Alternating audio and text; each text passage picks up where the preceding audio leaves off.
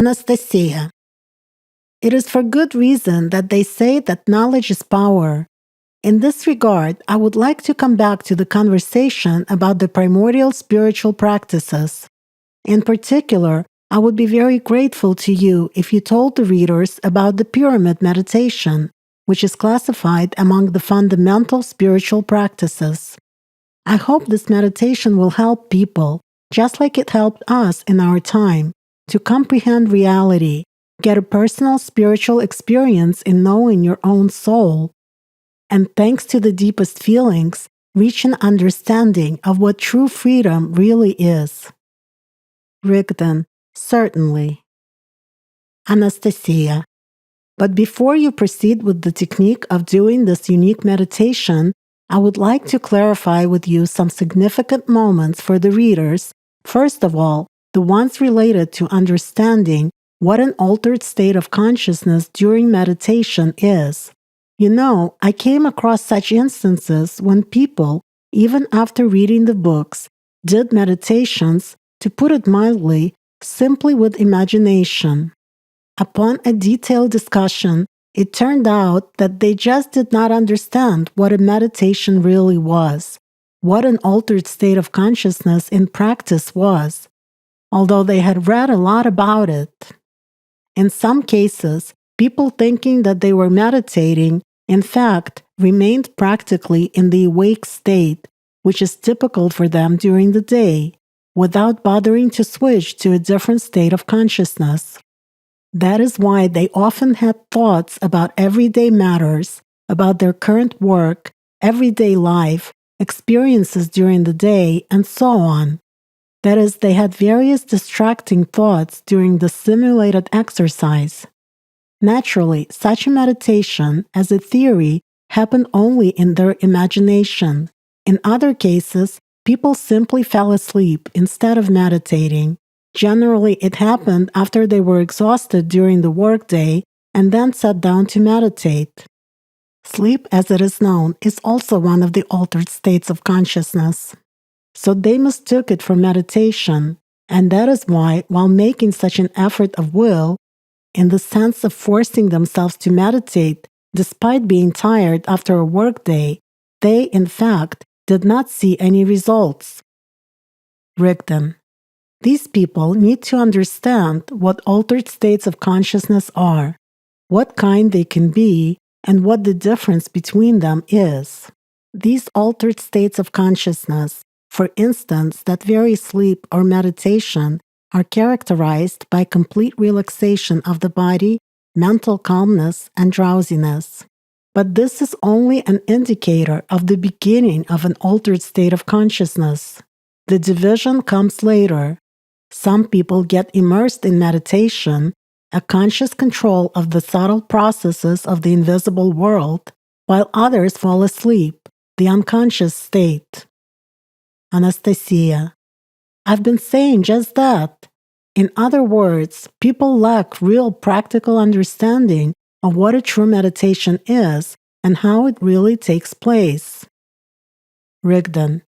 I would advise these people, first of all, to understand what an elementary autogenic training is, learn to relax the body, control their thoughts, practice keeping their attention focused on one thing for long periods of time, and then to proceed to practicing meditation, that is, to a deeper immersion into an altered state of consciousness, to learn the basic meditation techniques that you described in the first book Sensei and in the other books in the series, and only then to begin to master the fundamental spiritual practices.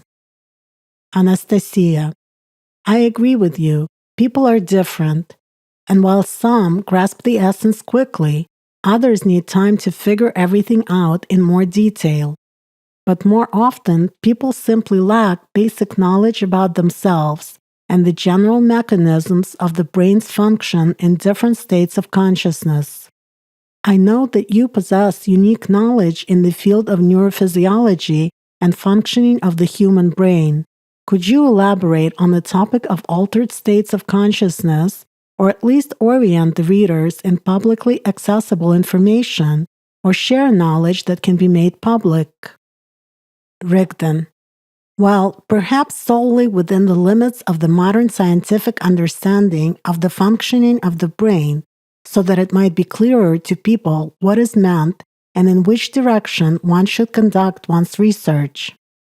As it is known, the functioning of the brain is associated with electromagnetic waves. The brain can operate in different modes, each of which is characterized by a certain psychic and physiological state of consciousness. The human being as a personality, thanks to concentrating his attention, can control several such states of consciousness. In everyday life, he is most often in one of the states which in the scientific circles is called the awake state. Scientists, while measuring the brain's electrical activity over time, conditionally indicate the state of active wakefulness as beta rhythm. Its frequency range is from 14 to 35 Hz, and the voltage is 10 to 30 MkV. Beta waves are regarded as fast waves, and they're low amplitude vibrations of the overall total potential of the brain. On the EEG, the waveform resembles, relatively speaking, triangles with pointed tops. Beta rhythm is generally recorded during the functioning of the brain's frontal central regions. However, when a person pays attention to something new, unexpected, to any information that he hears, intensive mental activity, or a powerful emotional excitation, this rhythm grows and can spread to other parts of the brain. Beta rhythm is typical of the brain's functioning when a person works mentally, is emotionally stressed, and under the influence of various irritants. All in all, it should be noted that such a notion as fatigue is not typical for the brain. You must simply understand how it works, switch from one activity to another in time, and be able to change the quality of the states of consciousness at the right time. Everyday life constantly involves a person's psychological self-tuning, upon which, incidentally, also depends the overall condition of the body. Throughout the day, a person is influenced by different external factors, such as, for example, sound and light, not to mention the effects of the invisible world. All of them are everyday irritants which one way or another affect physiological and other biological processes of human life. Excessive anxiety, anger, irritability, and psychological fatigue are accompanied by tension of the muscles of the face, neck, arms, and so on. In its turn, a tense muscle also becomes a generator of excitation impulses. The task of the person performing an autogenic training or tuning up for a meditation is to limit the flow of excitatory signals.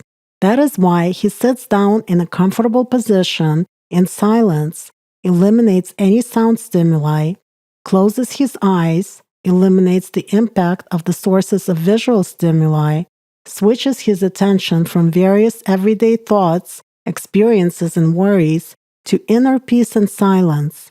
That is, when possible, he eliminates the direct influence of the invisible world. Next, he focuses on relaxing his muscles, eliminates another channel of excitation, and then reaches the state of complete relaxation altogether. Thus, a person readjusts the working mode of his psyche and consequently of the nervous system.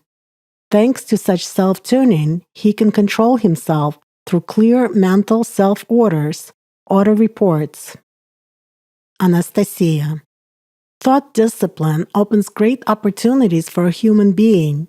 In the state of meditation, he can control those mechanisms of his complex energy structure that are not accessible in other states, including the awake state.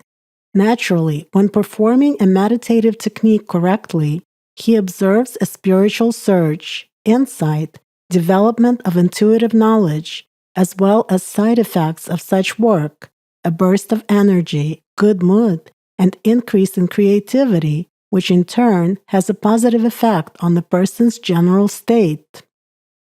Rigdon. Absolutely. All these mechanisms must be understood. Attention in a meditation is like electric current in the network. What you connect to it is what will work. Therefore, it is important to keep the focus on the main processes taking place during the meditation. Generally, the person doing a spiritual practice can be compared to a military pilot performing a combat mission in a supersonic fighter. Initially, the pilot practices to perfection all the actions on the aviation, aerobatic flight trainer, on the ground, simulating a plane flight. This can be compared to a person who has just started to learn the primary stages of meditation, namely the process of relaxation, disconnection from extraneous thoughts, immersion in a state of meditation, primary sensations at the level of the physical body, such as heat in the solar plexus, or a slight tingling in the area of chakrans, or energy movement along the arms, and so on. This stage can be conditionally called the primary one, from only theoretical ideas about meditation to acquiring the first practical skills. The second stage in learning meditative practices is similar, figuratively speaking, to a pilot getting practical experience actually in the air when he gets into a fighting machine and trains in flight. Here, he comes to understand that flying an airplane in the sky is not quite the same as performing the same exercises on a simulator and imitator on the ground. The significant difference is not in the technique, but in the sensations and the understanding of the flight process and life in a completely different space, the sky. Like the pilot, the meditator understands the substantial difference between theoretical and practical knowledge when he works on himself daily and controls his animal nature. The person begins to change. This is the important thing, because meditation is only a tool. In other words, he begins to control his thoughts in everyday life, to keep them pure, track his psychological reactions, and avoid negativity in his consciousness. When the person does not control his thoughts, he blames everyone for his troubles and wrongs. He condemns all, is unhappy with many things, preaches to everyone without practicing what he preaches, and so on. But when the person begins to work on himself, he turns his attention not to the external, but to his internal causes as to why he perceives and reacts to the surrounding world in this way, and not differently.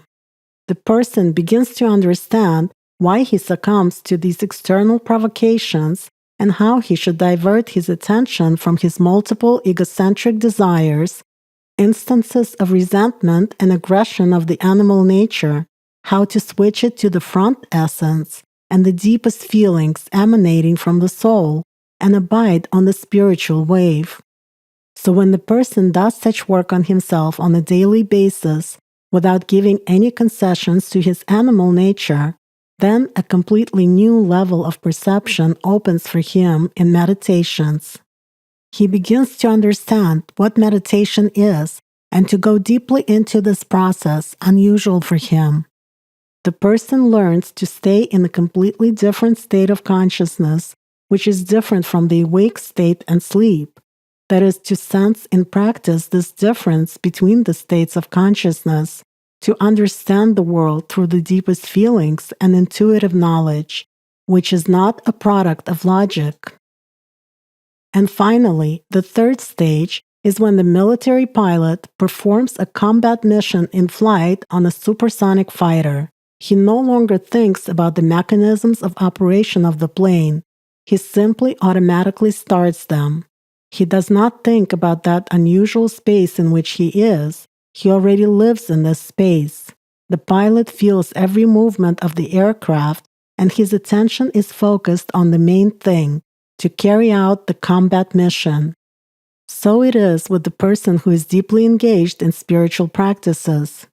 At this stage, he makes the habit of controlling his animal nature, automatically starts the meditation mechanisms with clear mental orders, and performs the meditation itself solely with his deepest feelings, without any thoughts. The mechanism of spiritual practices, assuming that an individual does serious work on himself in everyday life, brings the person to a completely different level of perception, including the fourth, the fifth, or the sixth dimension, from the perspective of the observer from the spiritual nature. He begins to explore the familiar world of matter and the world of subtle energies only with his deepest feelings, not with logic and material thoughts. After all, thoughts are a product of matter, nothing more than that. However, the spiritual deepest feelings are a completely different quality of perception and a totally different comprehension of the all-encompassing knowledge. It is that which people call enlightenment. Anastasia. On that side, one gains an amazing clarity and precision of understanding the processes which take place there. However, after a meditation, when you try to explain to others what you experienced, you realize that it is impossible to accurately communicate what you felt on that side through familiar images and associations. Thanks to this, you realize that there is a significant difference in your daily life between the real processes and the mind's game, those associations with which logic operates from the perspective of the material perception of the world. Yes, when you start experiencing it all in practice and get in touch with the true reality, then you maturely realize why each day that you spend in the spiritual work is so important, and for what thoughts and deeds you squander the power of your attention each day. After all, everything has inevitable consequences first and foremost for your soul and your personality. Rigdon. Undoubtedly, that is so. The animal nature lulls the personality into different illusions, wrapping its consciousness with a thick, misty veil of the material existence. This fog can only be dispelled by the personal spiritual growth of the human being when he, thanks to the experience gained, begins to understand what the true reality is. Figuratively, the process of man's spiritual growth, his self-control and self-perfection, can be compared to creating conditions for the growth of a tree seed planted into the ground. The seed, as a part of a fruit that once matured in the atmospheric environment, the sky, is conditionally the soul. The earth is external earthly conditions for the soul, that is, our thoughts and actions in the material world. What conditions we create for ourselves, whether we have a drought, freeze it, let too much moisture into the soil, or create normal conditions for the seed to grow, let us put it this way, for our spiritual development, so the result will be. After all, if you do not look after the seed, it can die, and there will be no tree or fruits from it. While if you take care of the seed, it has a chance to sprout out of the ground, force its way into the open air, where it will experience the influence of another environment, which is completely different from the ground. But at the same time, it will still retain its roots in the ground, continuing to feel its effects, even though not as much as before, but in its new quality. In other words, during the person's life in three-dimensional space, the personality has the ability to develop spiritually and achieve fusion with the soul, therefore to escape into eternity. Of course, the seed, ground, tree, sky, perception, development, these are all words of human associations, because as you have rightly noted, in practice, when the person really starts getting to know and perceive the other world, he understands much more than can be expressed in words. So meditation is a tool with which the system of, figuratively speaking, the spiritual navigation of the complex human structure turns on. This helps to coordinate the direction of movement towards the ultimate goal, spiritual liberation, avoid various detours along the route, and achieve a better quality of motion. And since a human being is a living energy structure, it evolves as a result of use of such precise instruments thanks to the spiritual development of the controlling operator itself, the personality. Anastasia. Yes, in contemporary science, there is still a lack of understanding of the importance of processes which occur in meditative state. Rigdon. Well, scientists are still considering meditation itself as a state of calm wakefulness. In the human brain, they observe a special frequency rhythm, alpha rhythm, which is apparent primarily in the back part of the head. The area near epiphysis, the pineal gland, using the technology available to them today. Conditionally, it is assumed that alpha rhythm corresponds to the rhythmic oscillations of the potential with the frequency of 8 Hz to 13 Hz, the average amplitude of 30 to 70 mkV, although in reality this range spans from 7 Hz to 13 Hz in meditation. We must also understand that when a person has thoughts and pays attention to them, this rhythm reduces the amplitude of oscillation, that is, it weakens or disappears and is replaced by a different rhythm. Anastasia. From 7 to 13. These numbers are quite interesting, especially if you make certain comparisons. Interestingly, 7 and 13 are significant numbers in mythology of many peoples. In the symbolism of the secret knowledge, number 7 points at the 7th dimension, which is spiritually important for humans. In mythology, it was associated with the description of the idea of the universe. It was used as the main numerical value for describing the world tree, the complete number of divine pantheons, and the universal characteristic of almost all that is counted in the mythological space among different peoples of the world. Interestingly, while doing certain spiritual practices, sometimes the meditator will observe the processes and phenomena which are reflected as associations in the basis of certain myths. Apparently, in the ancient times, in order to somehow convey their spiritual experiences to future generations, people would capture the most important moments through associative images in myths, legends, and parables. Rigdon. You have absolutely correctly pointed out that in certain meditations, let us put it this way, an unusual structure of this world opens up to people. How can it be explained to those who do not know about the existence of processes in the invisible world? Only through the associations which listeners can understand. Ultimately, the world's mythology is an attempt by people to record the knowledge of the visible and the invisible worlds, information about the past, and the spiritual experience of mankind in associative forms which are clear to future generations. Anastasia. And number 13? Besides the fact that it stands for a full circle of power, 12 plus 1, it also serves as a special number, for example, in space geometry. You once mentioned the direct connection of geometry with physics in the course of a conversation about the spatial geometry of the universe.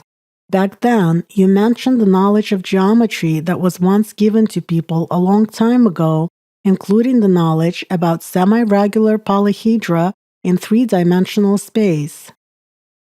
Among these are the so-called nowadays 13 Archimedean bodies.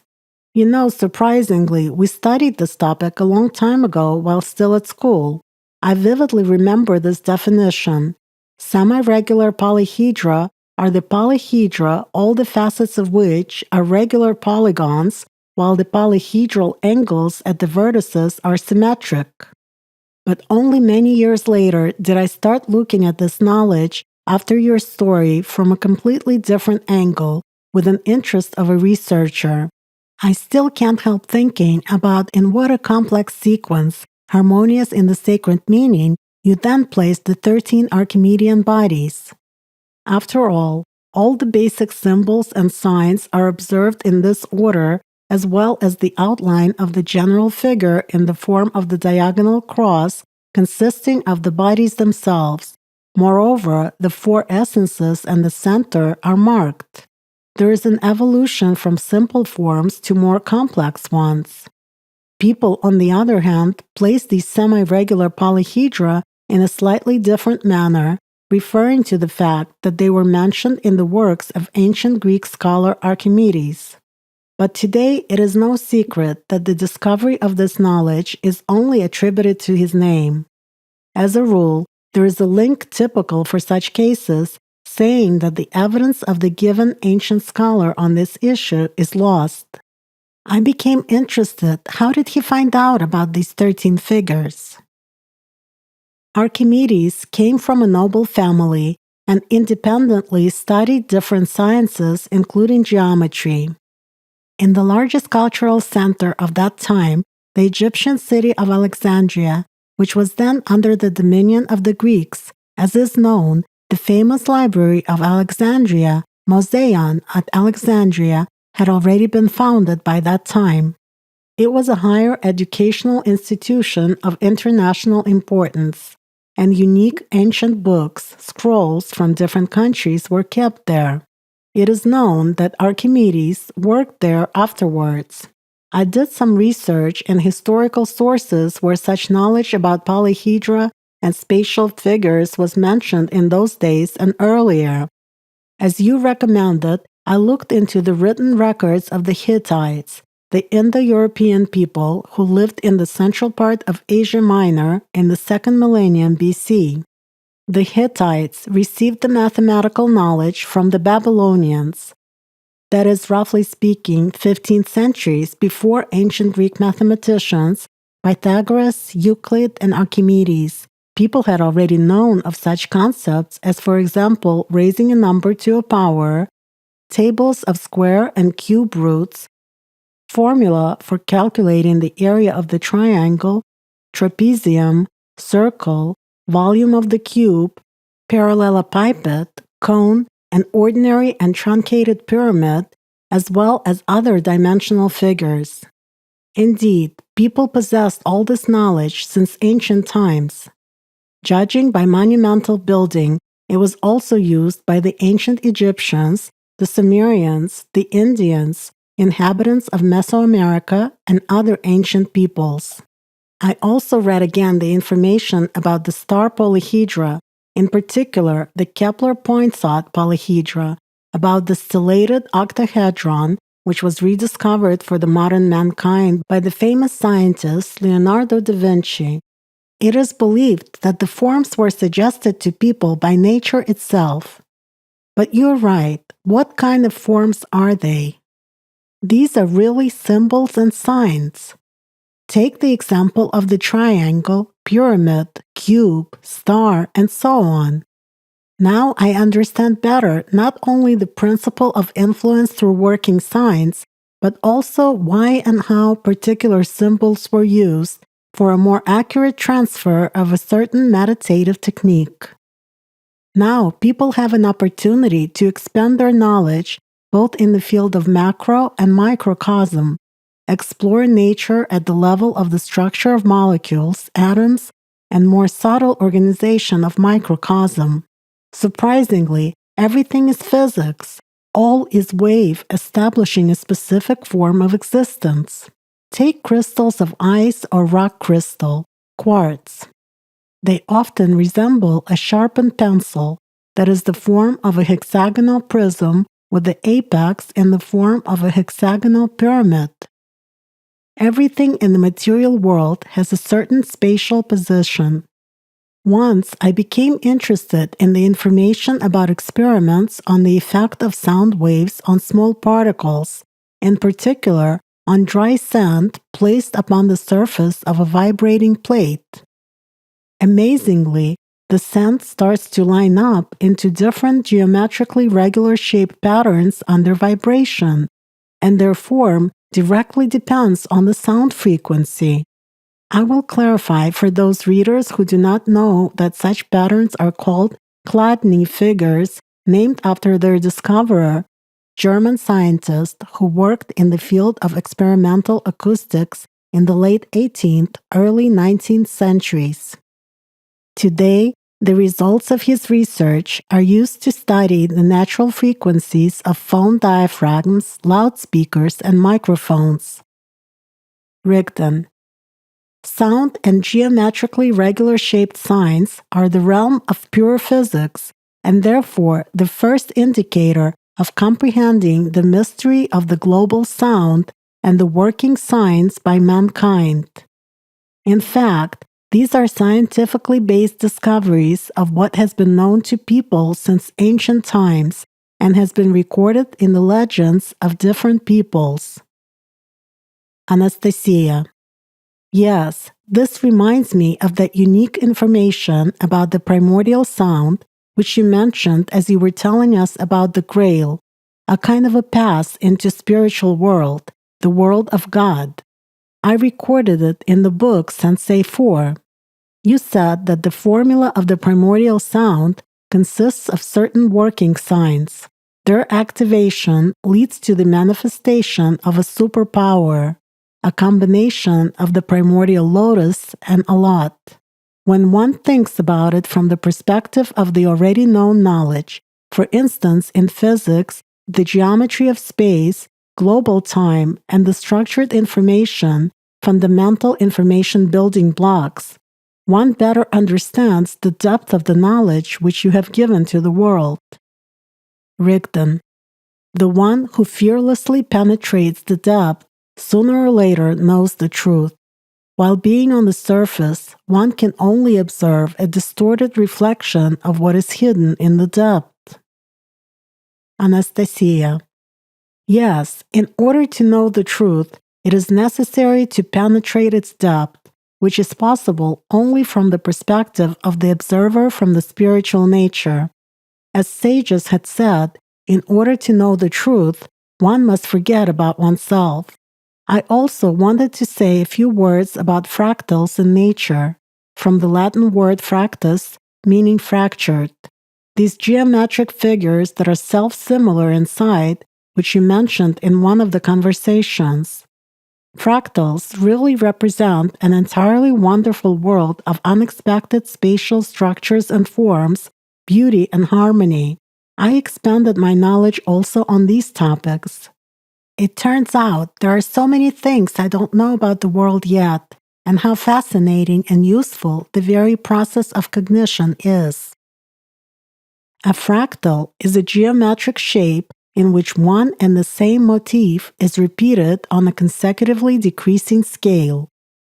Indeed, a pattern that has one and the same structure is repeated quite frequently in nature. One can see this by enlarging or reducing the object of study by any number of times. Self-similarity as a property of fractals can be found in many objects, systems, and natural structures. For example, in snowflakes, clouds, flame, turbulent flow of water, tree crowns, DNA, human blood circulatory system, and so on. Fractals are found in many natural phenomena and processes. This is like another level of complexity of geometry of space, but as I understand, this is far from the most complex one, taking into consideration what you once told us. As you advised, I inquired also about modern scientific achievements in the field of fractal geometry. It turns out that the fractal model is being very widely used in many areas of different sciences. For example, in chemical kinetics, from the Greek word kinetikos, meaning the moving one. Taking into consideration that this area of physical chemistry is connected to biology and other areas of natural science, I can imagine what an enormous amount of study material it is, including in the field of medicine. Fractal models are also used to create antenna structures, and in computer science to improve traffic as well as to compress and store data in a highly compact form. Scientists consider them to be an alternative future of the modern Internet.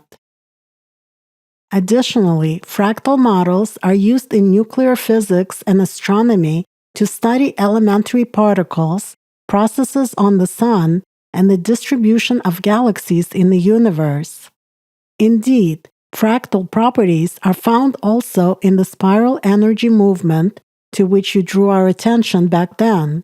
I found it in indirect evidence when physicists observed the behavior of fractal clusters in external electric and magnetic fields with the formation of a spiral as well as turbulent flows. Large vortices would give rise to smaller vortices there, while those to still smaller ones, and such a division of spiral energies was observed up to those visible limits which were technically available to scientists. Rigdon. When man searches, he actually finds more than he expected to find. The knowledge about fractals is more ancient than modern people imagine. It is just that in the human society, the usual process of borrowing, concealing, and renaming the knowledge occurs. The usual vanity games take place from generation to generation, from century to century. Anastasia. Yes, I've read about algebraic Newton fractals. Rigdon. Well, this is not the most interesting thing in history. Remember the Sierpinski triangle, the fractal proposed by the Polish mathematician in early 20th century. Anastasia. Is this the triangle in which one can observe the process of repetition of self-similar triangles in a closed system on a plane? Rigdon. That is absolutely right. The so-called recursion, from the Latin word recursio, meaning a return. Anastasia. Yes, I've read about it. I remember getting interested in your words about the Koch snowflake as you were explaining this mathematical process from the perspective of advanced physics. I then started searching for information about the snowflake, and I simultaneously discovered other information, including about this self-similar triangle. It became a really interesting discovery for me when I'd compared all these natural geometric shapes of the material world with the primordial knowledge about the working signs, processes related to human spiritual development, and also with the signs and symbols that I discovered when I was exploring mankind's archaeological past, including those which were painted by representatives of different cultures in ancient times onto rocks, ceramic dishes intended for magic and ritual ceremonies or sacred rites, and so on. Rigdon. There is nothing difficult here. If we take symbols and signs of, for example, the Cukotny, Trypillian, or ancient Egyptian civilizations, and match them with information about parallel worlds, tunneling, and the astral mirrors meditation. Anastasia. About tunneling and the astral mirrors meditation? Of course, recursion in physics. What is an astral tunnel? This is a classic example of endless recursion, only in another dimension. Two mirrors facing each other create two corridors out of fading reflections of mirrors. In physics, this is a known example of infinite repetition of the fractal. And considering that in many cases, ornaments of ancient people actually repeat the geometry of spaces, it turns out that ancient people knew more about all these processes than we do, and in practice and not in theory at that. Rigdon. It is just that in the modern world, the majority of people have forgotten the main purpose for which they actually need this knowledge. So unfortunately, they direct everything into the material channel of understanding of the world. Why is it that even scientists, while working with the materials, processes, and phenomena which constitute a part of the single whole, are still asking themselves the question, what is the meaning of my life? After all, scientific work may eventually help a scientist to understand spiritual aspects, if, of course, the person will concern himself with the main work of his life, spiritual self-development. Many people who lived in ancient times, even without possessing such detailed information about the material world that the modern learned man has, but armed with spiritual knowledge, understood the most important thing, what this earthly world is and how to conduct oneself in order to go beyond its boundaries, to reach the spiritual world. Mirror reflections and deepenings towards both the macrocosm and the microcosm of the material world lead to interpenetration, which begets in a person, as an observer inside the system, a sensation of infinite similarity of a part to the whole. But these sensations are illusory, for matter is temporary and limited in its manifestation. The real eternity for a human is concealed only inside his soul, in this infinitely small something, which has a gateway to infinitely large something, which forms areas of mutual attraction and interpenetration at its intersections. This is the true infinite similarity of a part to the whole. Anastasia. Yes, there is the gist of truth in your words. An inner feeling has come over me just now, a kind of a deep understanding that it is in this that the main laws of creation are contained. It's an interesting state. I clearly understand it, but this realization comes as if from the soul. The feeling is that it's impossible to grasp all its immensity with logic.